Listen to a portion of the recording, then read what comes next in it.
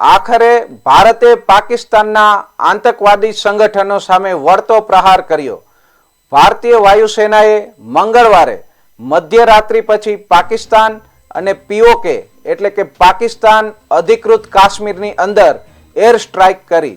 ભારતે માત્ર 33 મિનિટમાં જ ઓપરેશન સિંદૂરને પાર પાડ્યું। આ હુમલામાં 7 શહેરોમાં 9 આતંકવાદીઓના ઠેકાણાઓને નિશાન બનાવવામાં આવ્યા છે। અત્યાર સુધી મળેલી માહિતી અનુસાર આમાં 100 થી વધુ આતંકવાદીઓ માર્યા ગયા છે।